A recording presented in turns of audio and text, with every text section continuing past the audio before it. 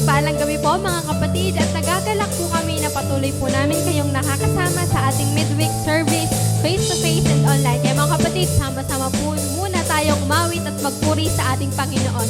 Hallelujah!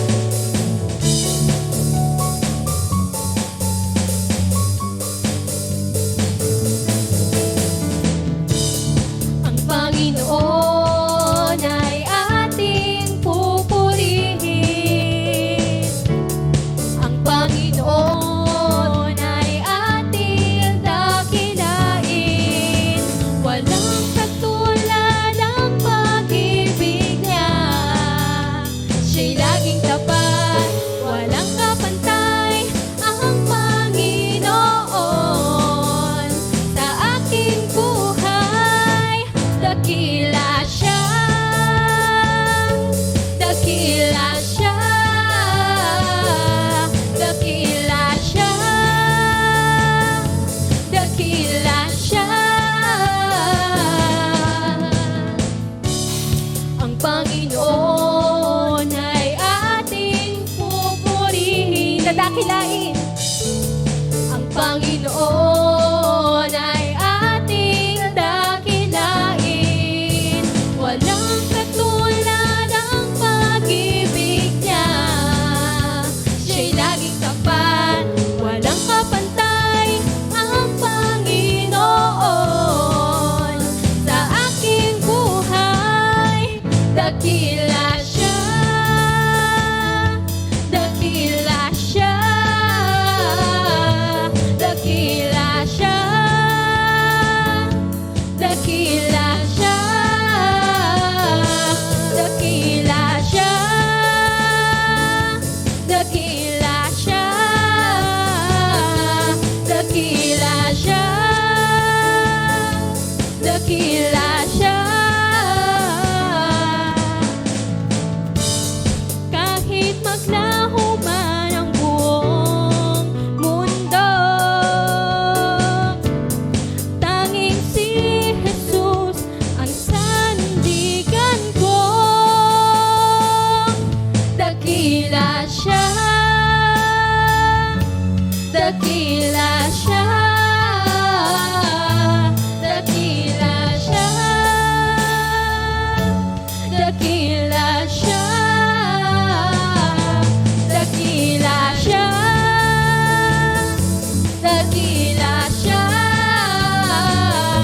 Dakila siya. Dakila siya.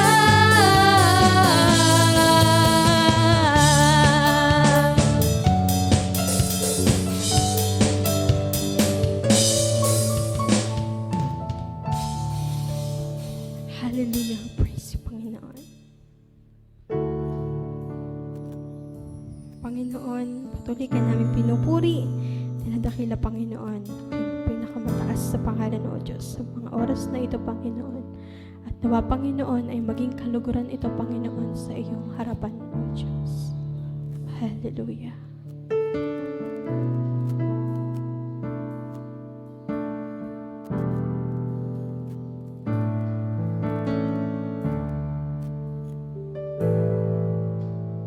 O Panginoon, pinupuri kita. Ako'y naririto upang sambahin ka. Magpakailanman itataas kita. Sa aking buhay, ikaw ang Diyos. Minsan pa ating awitin. O Panginoon, pinupuri kita. Ako'y naririto upang sambahin ka. Magpakailanman itataas kita. Sa aking buhay, ikaw ang Diyos. Panginoon, pinupuri kita. Ako'y naririto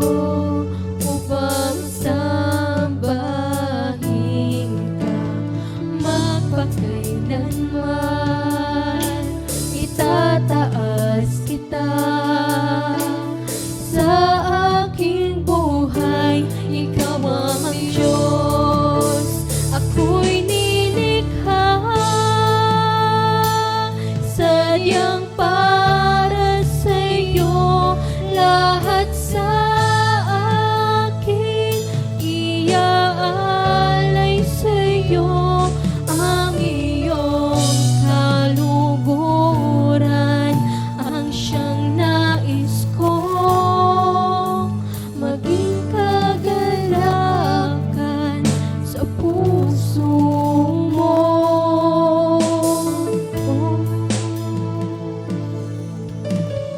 O Panginoon, pinupuri kita. Ako'y naririto upang sambahin ka, magpakailanman itataas kita. Sa aking buhay, ikaw ang Diyos. Ako'y nilikha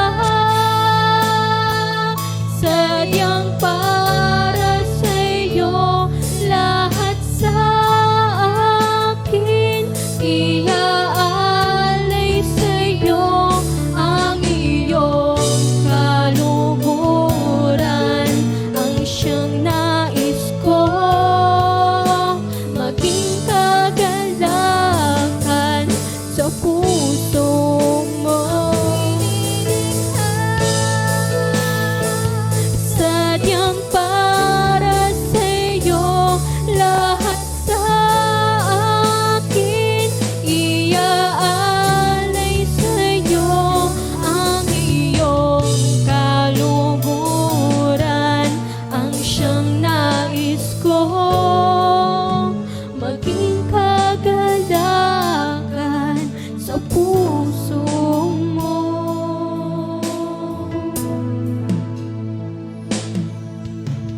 O Panginoon, pinupuri kita.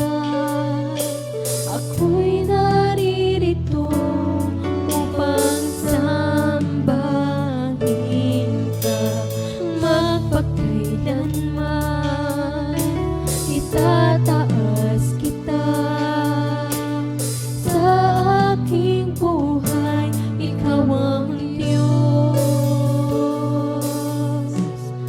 Sa aking buhay, ikaw ang Diyos. Sa aking buhay, ikaw ang Diyos.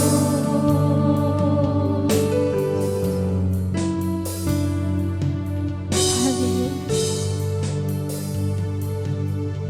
Tunay nga, Panginoon, na sa buhay namin, O Diyos, Panginoon, ikaw lamang, Panginoon, ang aming Diyos na pupurihin, Panginoon, dadakilain, Panginoon.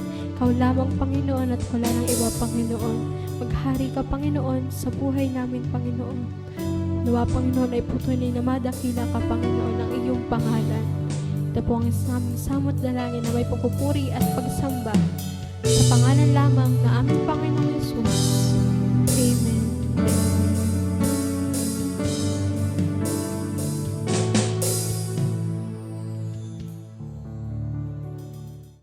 Ayan, purihin po ang ating dakilang Diyos. At napakatagal po nating hindi nagkita-kita. Ano po, purihin ang ating dakilang Diyos sapagkat ngayon po ay face-to-face. Tayo po ay nagkasama-samang muli, on-site and online. Kaya napakabuti talaga ng ating Diyos. Pero bago po natin pagbulay-bulayan ang salita ng Diyos na atin pong pag-aaralan ngayong gabi, tayo po ay saglit na manalangin. Dakilang Diyos, salamat po minsan pa sa pribilehiyong ipinagkaloob mo po sa bawat isa sa amin. Tunay na mabuti ka sa lahat ng sitwasyon. Ikaw ang aming Diyos na aming kasama sa lahat ng challenges na dumaraan at nararanasan sa aming buhay habang kami ay narito sa buhay na ito. We thank you, Father God, that everything will be said and done will be for the glory of your holy name and for the edification of every one of us. Salamat, Panginoon. In the name of our Lord Jesus Christ. Amen, amen, and amen. How should we respond to new challenge? Ito po ang ating tema sa atin pong pag-aaral ngayong mga sandaling ito. Ano po? Paano po tayo dapat tumugon sa mga bagong hamon na dumaraan po at dumarating sa ating buhay? Ano po? Kanina nabanggit po ay challenges. Talagang ang buhay po natin dito sa ibabaw ng lupa ay marami pong mga challenges na dumarating. At hindi lang po new challenge, kundi meron pong tinatawag na changing challenge. Yung from normal, tapos biglang nagkaroon ng new normal. Magsiship ka dun sa madali, papunta ka dun sa mahirap. Hindi po ganun na kadaling harapin. Meron pong tinatawag na unpleasant challenge. Meron pong tinatawag na great challenge. At iba't iba pong mga challenges na dumarating po sa buhay ng isang tao.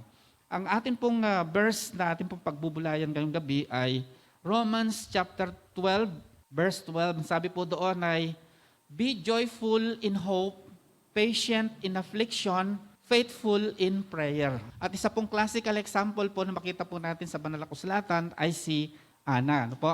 Si Ana, na kung saan ang sabi po ng Lucas chapter 2 verses 36 and 37, sabi po doon ay, naroon din sa templo ang isang propetang babae na ang pangalan ay Ana, anak ni Phanuel na mula sa lipi ni Asher, siya'y napakatanda na.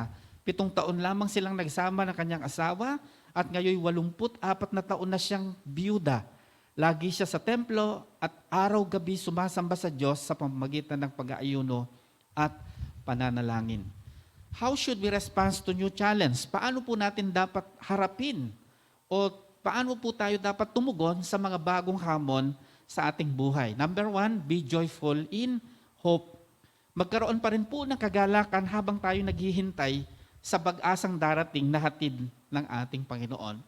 Si Ana po ay hindi po madali ang kanyang sitwasyon. Ang sabi po dun sa ating mga talatang binasa, siya po ay nahaharap sa bagong hamon ng buhay. At hindi lang po bagong hamon, kundi ito po ay unpleasant challenge. Kasi dati may kasama niya yung kanyang better half, yung kanyang husband. Pero ngayon ay nag-iisa na lamang po siya. Paano niya ito haharapin? Yung new normal na tinatawag na dumating sa kanyang buhay. Unpleasant challenge. Hindi po madali ang kanyang pinagdadaanan. Nandun po yung suffering, nandun po yung pain, pero siya po ay kailangan pong magpatuloy at tumugon sa panibagong challenge na dumating po sa kanyang buhay.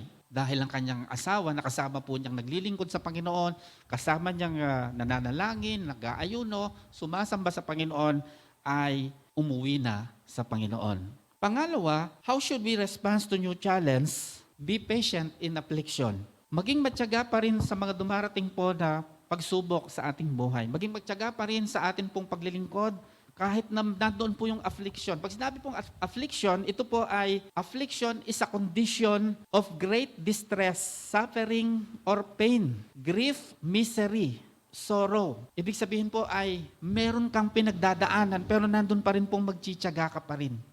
At makikita po natin yung talata, ano po, sabi ay ibig sabihin po, ito po ay iniuutos ng Bible po sa atin na tayo po karoon ng katsagaan sapagkat hindi po madaling magkaroon ng katsagaan sa panahon po na ikaw po ay dumadaan sa suffering. Dumadaan po sa pain. Narinig po natin ang mga patotoo po ng ating mga kapatid. Ang dami pong mga dumaan sa kanilang buhay. At hindi lang po basta dumaan, talagang yung iba ay dinaanan po ng mga karamdaman, mga pagsubok at iba't ibang mga bagay na dumadaan po sa ating buhay. Ano po?